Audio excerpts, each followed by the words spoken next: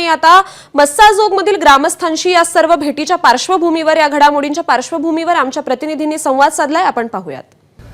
संतोष देशमुख यांची हत्या झाली आणि त्यानंतर वेगवेगळ्या राजकीय पक्षाचे लोक एकत्र आले, मस्साजोगचे नागरिक रस्त्यावरती उतरले आणि प्रशासनावरती दबाव निर्माण झाला आणि त्यानंतर पुढे काय कारवाई झाली हे आपल्याला सगळ्यांना माहीत आहे. मात्र याच दरम्यान मस्साजोगकरांच्या सोबत किंबहुना धनंजय देशमुख यांच्यासोबत सुरेश धस यांनी जो काही लढा उभा केला होता, एकतर सभागृहामध्ये आणि सभागृहाच्या बाहेरसुद्धा जे नेतृत्व सुरेश धस यांनी केलं, त्याचमुळे कदाचित संतोष देशमुख हत्या प्रकरणामध्ये आतापर्यंत ही कारवाई इथपर्यंत होऊ शकली, हे सर्वश्रुत आहे. मात्र कालपासून सुरेश धस वेगळ्या अर्थानं चर्चेत आहे आणि ती चर्चा सुरू झाली ज्यावेळी सुरेश धस यांनी धनंजय मुंडे यांची भेट घेतली.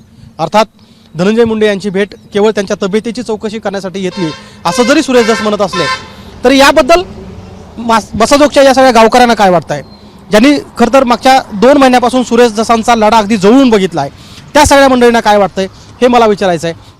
मला सांग, काल तुम्ही एक चित्र बघितलं की सुरेश धस यांनी धनंजय मुंडे यांची भेट घेतली. खरं तर या प्रकरणामध्ये सातत्याने धनंजय मुंडे यांच्यावरती आरोप होत आहेत.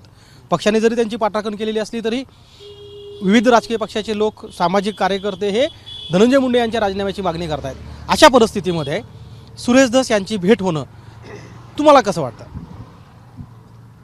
माझा तो त्यांचा वैयक्तिक प्रश्न आहे ना, कशामुळे भेट घेतली काय हे आपलं काय माहिती. पण या प्रकरणावर त्याचा काही परिणाम होईल असं वाटतं तुम्हाला? कोणत्या प्रकरणावर? संतोष देशमुख हत्या प्रकरणावर नाही होणार. तुम्हाला काय वाटतं? याच्यामध्ये अण्णांनी जी भेट घेतलेली ती संशयास्पद तर थोडीफार वाटते, परंतु अण्णा त्याच्यामध्ये संशय निर्माण करणार नाहीत अशी एक अपेक्षा धरून आम्ही गावकरी त्यांच्यासोबतच राहू अशी अपेक्षा धरतो. आणि दुसरी जी धनंजय देशमुखनं बी टीम सांगितलेली, त्या बी टीमचा सुद्धा सुरेश अण्णाचा पर्दाफाश वाढू शकते अशी आमची अपेक्षा आहे. तुम्हाला काय नाही सर, सुरेश अण्णा धस असे वाटत नाही की आमचे प्रकरण दबू देतील, असे वाटत नाही आम्हाला सुद्धा वाटत नाही. तुम्हाला असं वाटतं का की सुरेश धस यांनी खरं तर मस्साजोगच्या या सगळ्या प्रकरणाचं नेतृत्व केलं आणि म्हणून यामध्ये कारवाई होऊ शकली? यामध्ये कारवाई व्हायला आमची फिर्यादीच आणि साक्षीदार मजबूत आणि गावसुद्धा मजबूत असल्यामुळं कारवाई तर होणारच आहे.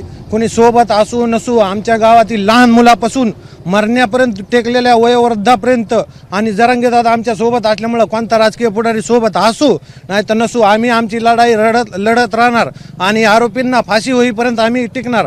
आमच्या सुरुवातीलाच बसंत बिहारमधला व्हिडिओ लिकेज झाल्यापासून आमच्या लक्षात आले की ह्या आरोपीसोबत पोलीस प्रशासनातील कर्मचारी वाशीचे आरोपी फरार होईपर्यंत त्यांना मदत करते. त्यामुळं आमच्यासोबत कोण राहू नाही तर नाही राहू, आमच्या गावातील बालकापासून जरांगेदादापर्यंत सर्व सोबत आहे. त्यामुळे आम्हाला न्याय मिळणार, आम्ही झगडत राहणार, कोणता पुढारी सोबत राहू नाही तर नाही राहू. तुम्हाला काय वाटतं? म्हणजे ही सगळी मंडळी आहे. मला सांगा की यापूर्वी सुरेश धस यांना तुम्ही जवळून बघितलं आहे आणि तेच नेतृत्व करतायत म्हणून कदाचित या संदर्भातली जी काही कारवाई होऊ शकली असं म्हटलं जात आहे. तुम्हाला काय वाटतं की कालच्या घटनेचा परिणाम संतोष देशमुख हत्या प्रकरणावर होईल का? कालची घटना जे अण्णांनी जाऊन भेट घेतली, तुम्हाला थोडं मागचं सांगतो. सगळ्यात सुरुवातीला गाव पहिल्यांदा रोडवर बसलं 2 दिवस, तेव्हा सगळे आलेत, बरोबर ना. पुन्हा सुरेश धस आले किंवा राजकीय नेते आले. आधी गाव महत्त्वाचं आहे. कुणी कोणाची भेट घेतली आम्हाला त्याचं घेणं देणं नाही. गाव शेवटपर्यंत अण्णासोबत आहे आणि फाशी जोपर्यंत आरोपीला फाशी भेटत नाही तोपर्यंत गाव त्यांच्यासोबत राहील आणि धनंजय देशमुख सोबत राहील. तुम्हाला काय वाटतं? काय नाही, आम्ही गावकरी असं आहे की गावकरी जरांगे पाटील जेवढं आम्ही गावकरी जरांगे पाटलासोबत आहेत आणि ते आम्हाला जोवर साथ देतात तोवर आम्ही कसलं खचणार. पण जरांगे पाटलांनीच सुरेश अण्णा यांच्या एकूण भूमिकेवर काल शंका उपस्थित केली. अण्णानीच म्हणजे अण्णाच्या ह्याच्यावर, पण अण्णा तसं करणार नाहीत असं वाटतंय गावकऱ्यांना. पण ते त्यांचं आता काय आहे आणि काय आणखीन माहीत नाही. एक गोष्ट तुम्ही मान्य करताय का गावकरी म्हणून की सुरेश धस सारखं एक नेतृत्व होतं ज्यांनी खरं तर सभागृहाच्या मध्ये, सभागृहाच्या बाहेर या संदर्भात जो काही लढा उभा केला त्यामुळेच ही कारवाई इथपर्यंत येऊ शकली? हो, कारवाई त्यांनीच लढा उभा केला, अण्णानीच. काय वाटतं? आम्हाला खात्री आहे अण्णा धनंजय मुंडेला भेटले काय आणि धनंजय मुंडे अण्णाला भेटला काय. फक्त आमचा जो गावकऱ्याचा लढा आहे संतोष देशमुखाबाबत बदल, आम्ही कायमस्वरूपी हा लढा शेवटपर्यंत लढत राहू आणि आमचा विश्वास आहे आमचा न्यायालयावर विश्वास असल्यामुळं आम्हाला 100% यश येईल. सगळ्या आरोपींना फाशी होईल ही आम्हाला अगदी खात्री आहे. पण या भेटेचा किंवा भेटेच्या चर्चेचा परिणाम संतोष देशमुख हत्या प्रकरणावर होईल असं वाटतं तुम्हाला? अजिबात नाही होणार. आमचे ठाम आहेत. आमचे गाववाले कशासाठी न्याय मागण्यासाठी, आणि कोणतीही परिस्थिती निर्माण झाली तरी आम्ही लढा देणार म्हणजे देणार, आणि यश आम्ही पदरात पाडून घेणार म्हणजे सगळ्या आरोपींना फाशी होईल ह्या स्टेजपर्यंत आम्ही सगळे गाववाले एक राहणार आणि त्या दृष्टीने आम्ही प्रयत्न करणार. काही परिणाम होणार नाही अण्णाचा आणि त्यांच्या ह्याचा भेटीचा, अजिबात नाही होणार.